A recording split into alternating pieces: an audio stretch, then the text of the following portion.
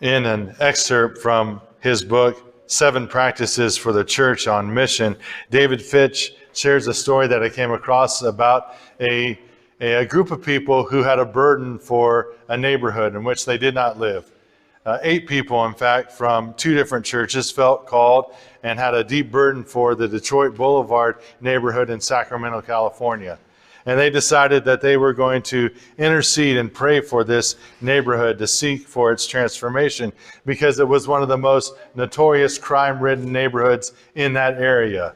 And so they decided, as dangerous as it was, because every house in that neighborhood seemed to be dangerous based on everything that was going on, they decided still to walk amongst that neighborhood and pray for the neighborhood regularly. They would pray for each home as they went past it and prayed for the presence of Christ to be upon and reign over that house and the people of that household, to expel the violence and the addiction and the oppression that was happening in that whole neighborhood. And they began to do that. They did that regularly. And one of the 8 was a former police detective from the Sacramento Police Department, Michael Chong. And he reported as they prayed over those homes and prayed for those people that they felt like the Lord was doing something, that the oppression was lifting, that there was a transformation happening. And they continued, it sounds like, for months, because this burden had been given to them by the Lord for this neighborhood and for these people who were suffering so much. They were concerned about this neighborhood, even though they didn't know any of the people there really. They weren't part of that neighborhood at all. They felt a burden from the Lord, and so they prayed. And they stood in the gap for them through prayer and through their presence walking the street. You know, the Lord can give us prayer burdens like that. And in our text today, we see that Amos is given that kind of prayer burden for the people of Israel, the northern kingdom of Israel, even though he is from the southern kingdom of Judah. He is given a burden for this people and stands in the gap for them. When the Lord shows him visions of coming destruction, Amos pleads for mercy and shows that he's not indifferent toward these people. In fact, he is struck to the heart by their coming plight. We find our text today in Amos chapter 7, verses 1 to 6 to begin with. This is the word of the Lord. This is what the sovereign Lord showed me. He was preparing swarms of locusts after the king's share had been harvested, and just as the second crop was coming up.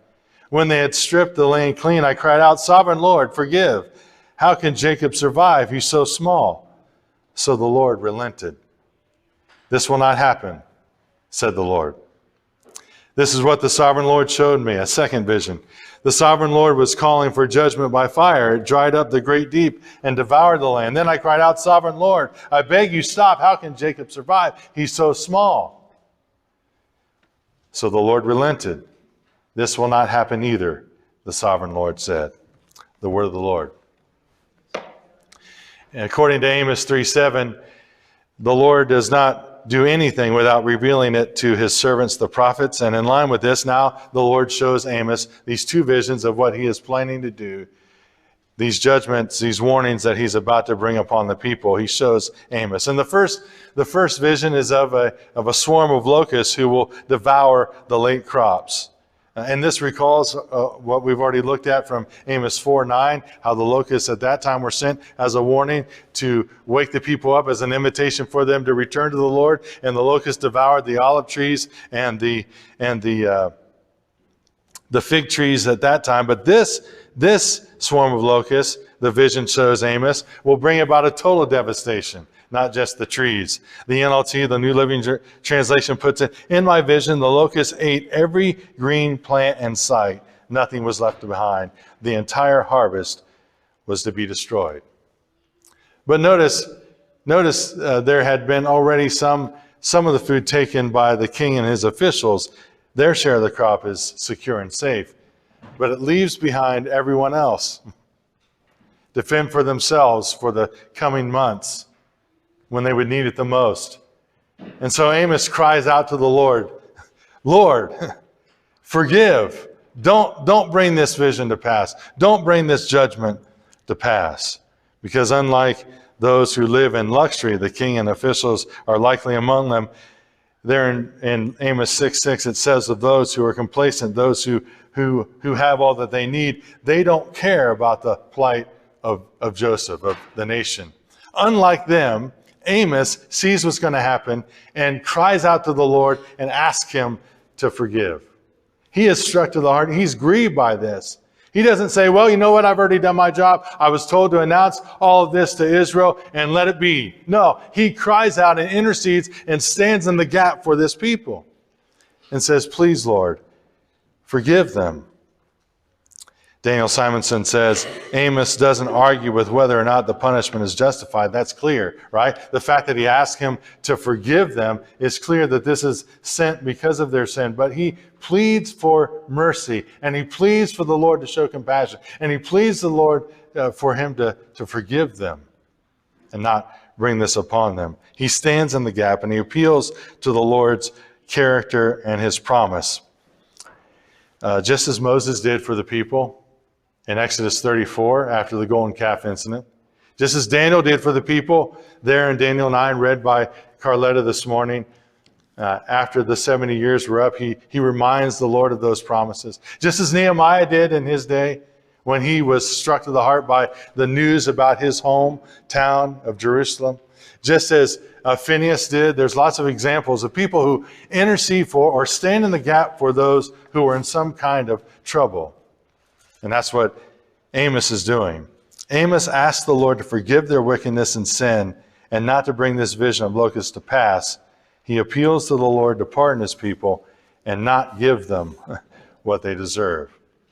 And Amos is right in doing that. He's right to appeal to the Lord for his forgiveness and mercy because that's how the Lord has revealed himself to his people. In fact, after that golden calf incident in Exodus 34, the Lord passes by Moses, and this is what he reveals about himself. He says, the Lord, a merciful and gracious God, slow to anger, abounding in steadfast love, forgiving iniquity, sin, and transgression. And that's what Amos wants the Lord to do for his people now, to forgive.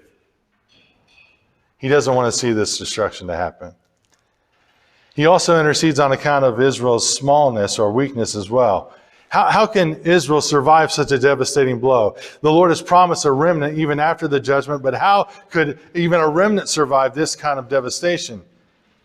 Lord, consider your servant Jacob, your nation Israel. Have mercy and compassion. And the Lord relents. The Lord is moved with pity and compassion for his people, and he assures Amos, this will not happen. The locust won't come and devour everything as I've shown you. But then a second vision comes. The Lord shows him another vision. In this vision, the Lord shows Amos that he plans to contend with Israel by fire. The Lord calls for a fire to devour the land, and it's land with a capital L. The promised land is in picture, is in view here. The Message brings this out. It says, then it burned up the promised land. Think about that. This land flowing with milk and honey, right? That God had given them, had brought them into. Now that land will be scorched and reduced to nothing. It's going to be such a devastating fire, in fact, that the waters will be licked up and the fire consume the land. Just as the Lord had said, some cross-reference what we've looked at in Amos 1 and 2, how the Lord had said he's going to send fire on the fortresses and the gates and the strongholds of all the surrounding nations. Now that's going to come to pass in Israel, he says. And this again elicits another strong response from Amos. He says, "Oh, sovereign Lord, please stop. I beg you, stop." He's almost ordering the Lord, cease and desist. Stop this plan. Don't carry it out. Do you sense the burden on his heart for this people? This isn't his nation. It is the nation of Israel, yes, but he's from the southern kingdom. Do you sense the burden he has on his heart for this other people? Don't let it happen, he asks. Amos, again, stands in the gap. He can't bear to see that kind of devastation to come upon the land. In fact, there's almost this desperation in his voice. I beg you, stop, Lord. And again, the Lord relents. He's moved with pity and has compassion on his people, and he assures Amos this will not happen either. Then Amos is given a third vision, but this time the time's up for Israel. Verses 7 through 9. This is what he showed me. The Lord was standing by a wall and that had been built to true to plumb, with a plumb line in his hand. And the Lord asked me, "What do you see, Amos?" "A plumb line," I replied. Then the Lord said, "Look, I'm setting a plumb line among my people, Israel, and I will spare them no longer. The high places of Isaac will be destroyed. The sanctuaries of Israel will be ruined. And with my sword I will rise against the house of Jeroboam." The Contemporary English Version's translation explains what the plumb line is referring to. It's a string with a weight tied to the end of it. The string and the weight have been used to measure the straightness of a wall. And now the Lord is saying, I'm using this measuring line to show you that my people Israel don't measure up, and I won't forgive them anymore.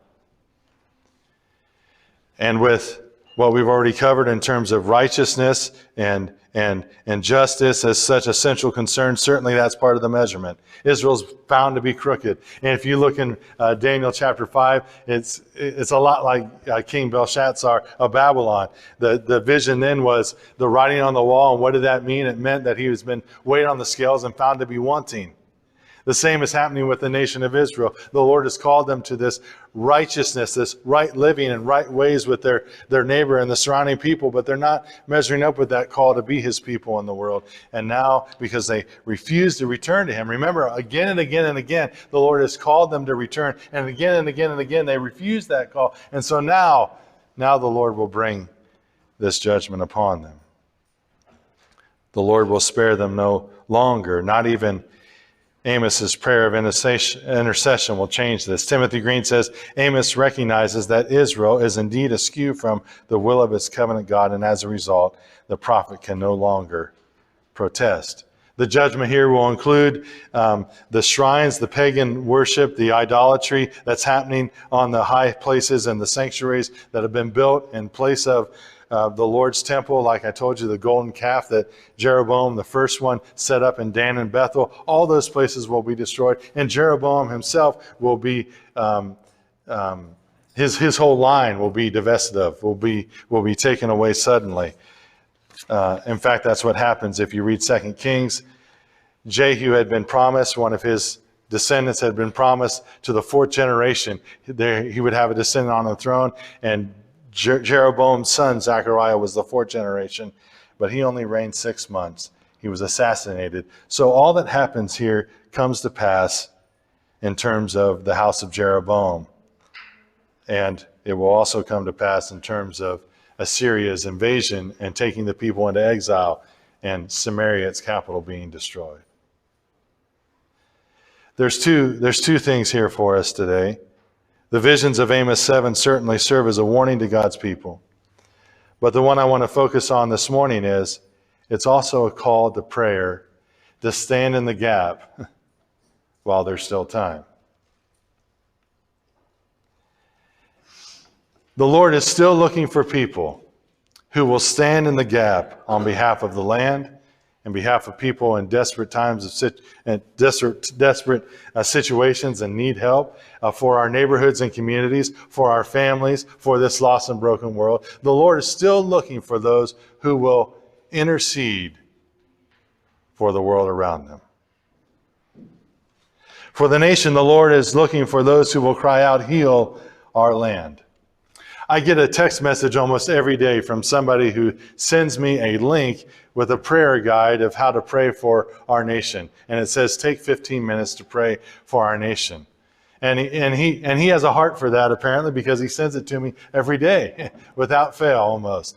It's a link that says, here, would you please pray? His heart is that the Lord would win this nation back. And I have to confess that I don't have the same burden he does. I don't have that same burden that the Lord has given to him to pray and intercede for the nation that way. And I began to wonder why. Why is that? because we're supposed to pray for our community, nation, and the world, right? That's part of our call to be God's people in the world, is to pray for our nation and for our world and for our communities. Why didn't I have that kind of burden?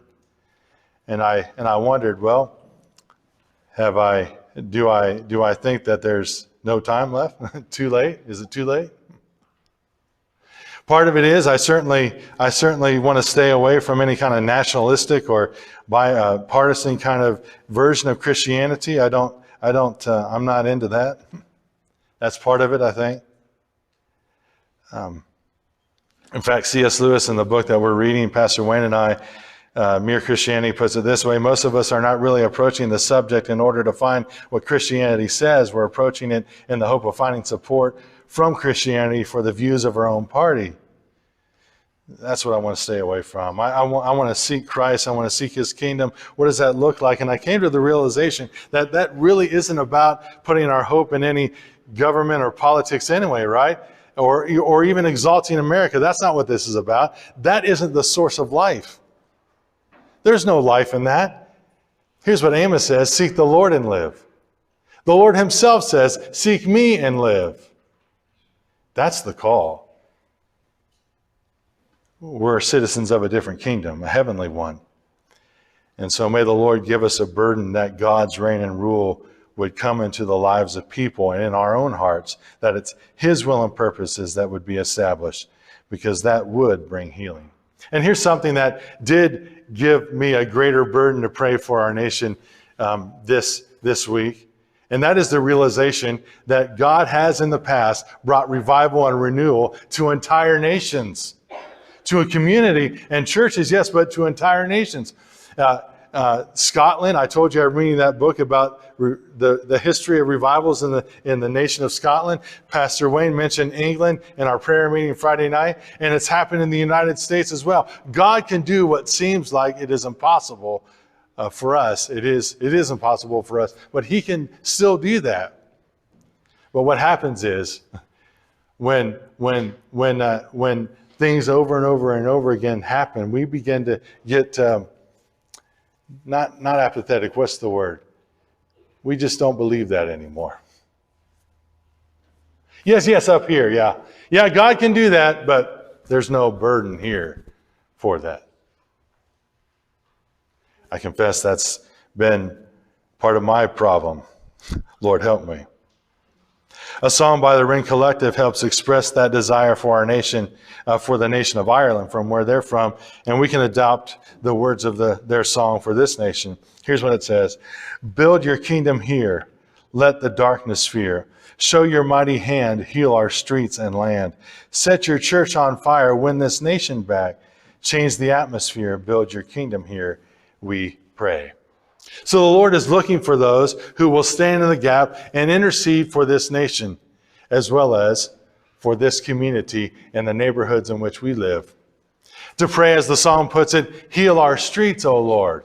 Heal our land, but also heal our streets, O Lord. I mentioned last week that there have been no murders in Grandview so far in 2021. And the devil seemed to say, oh, you want to see something? Two people were murdered in Grandview last Sunday, an hour or two after our service concluded here last week. Two people. One was critically injured, and I learned that he also died. I have to verify that, but from the gas station attendant over here, he told me that person died as well. Two murders in one day. The one incident was just 2 blocks from the parsonage at 129th Street and Byers Road. It is right by where we walk our dog all the time. We walk by that corner all the time. That's where somebody was shot and killed. 28 shots fired. 28 shots fired. We go by there all the time.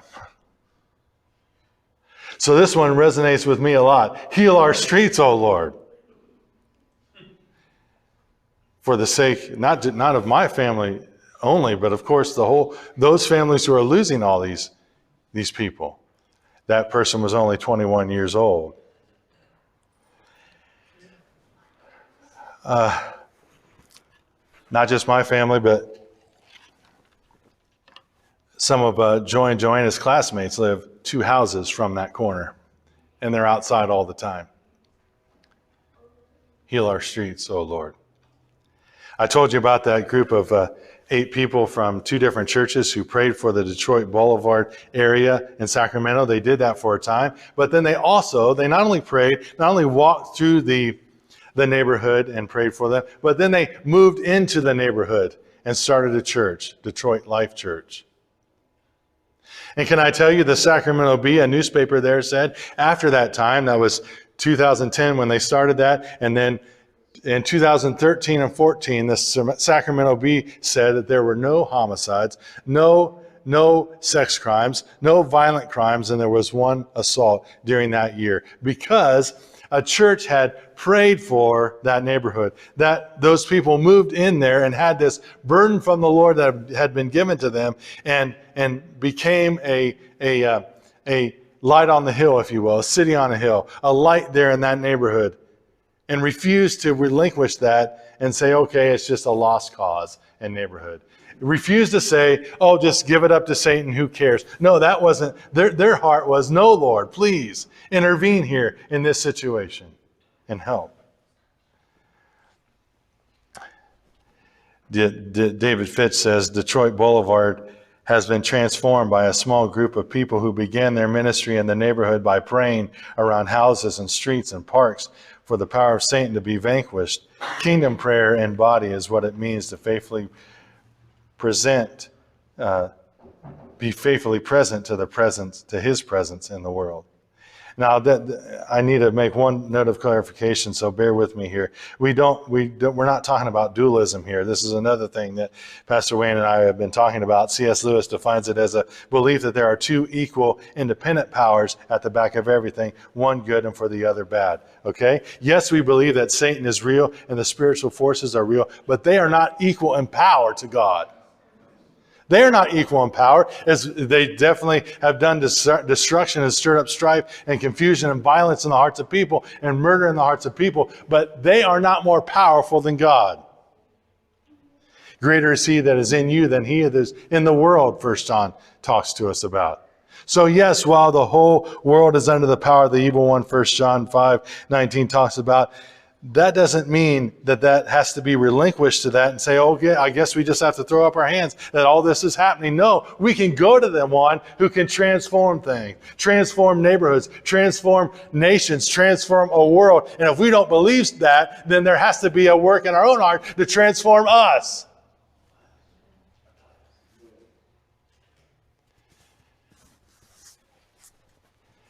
And Donda, I hope it's okay, but I want to also mention Jonathan Pentland, who called this morning, and he's most of you know his story. He's gotten out of jail a couple years ago and is just hurting so much. And he was on the phone and he was not happy and he was cussing up a storm and talking about this and that. He's back on drugs. We don't have to say, yeah, whatever. He's just going to do what he's going to do. No! God can intervene for him. And we've been praying that on Friday nights. We have this sense that God is going to intervene. This cannot be how the story ends. It can't be that he just goes down this path of destruction and kills himself in one way or another. No, we don't have to accept that. We can call on the Lord who can intervene in that situation and change his heart. And again, if we don't believe that, then it's our heart that needs to be changed. The Lord is looking for those who will stand in the gap for the nation, for Grandview, for this neighborhood, for the neighborhoods we live in, for our families, for this lost and broken world, because God's people are called to be a people of praise, proclamation, and prayer. 1 Peter chapter 2 talks about praise, proclamation, and prayer. Prayer not just for ourselves, not just for those around us of our immediate concern and our families, but our communities, the nation, and world, as our vision statement puts it. He's calling us to be in prayer for those around us. Perhaps that's one way the church is the salt of the earth, a preserving presence in the world. And it's the Lord who moves and directs his people to pray in this way. because it's a deeper kind of identification with who we're praying for than just a general supplication. What we're talking about, what Amos is doing here, this is intercession. This is more than just, oh, help them, Lord. No, this is heartfelt. This is a standing in solidarity with. This is coming alongside of and for the long haul, praying for this person, asking the Lord to intervene and seeking him for those persons or that situation, asking him for his help because we can't do it. The Lord's going to have to help us. Intercession is to stand in identification with. It's heartfelt. It's standing in solidarity. The Lord shows us what's going on, what he wants us to pray about, and then he lays that burden deeply on our heart. So the questions are, have we sensed him calling us to stand in the gap in these kinds of ways? Will we be among those who intercede for this nation, to call on the Lord to heal and to forgive, to confess our sins as a nation, us included, in any ways that we've been participating in it, to plead for his mercy, to ask him to send revival and an outpouring of the Holy Spirit? Will we heed the call to cry out for Grandview and the other surrounding cities in which we work and live? That there wouldn't be any cries of distress in our streets.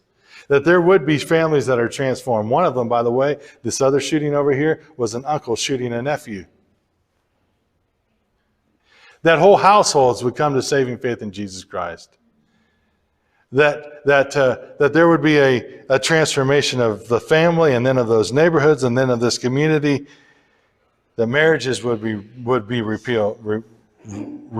That families would be restored. If the musicians would come, that's the first lesson from Amos's intercession in terms of that kind of prayer, is that it's heartfelt, it's God-given. He gives us this burden to pray in this way. The second from his prayer is that we can appeal to the character and promises of God on behalf of another. So we're going to sing the hymn, Praise to the Lord the Almighty, as a way of recalling our own hearts and minds to whom we're praying to. This isn't about what we can try to muster up and try to convince God to do something. This is calling out to him who is forgiving and merciful and good and powerful and can intervene and can help. And we can recall whom we're praying for this morning. And after we sing this hymn together, we'll have a time of prayer for some of these. And I'm going to be asking you to specifically interceding for some of these situations or others that would be on your heart this morning. And as they come to sing this, here's one line from the third verse I want us to especially hear. Ponder anew what the Almighty can do.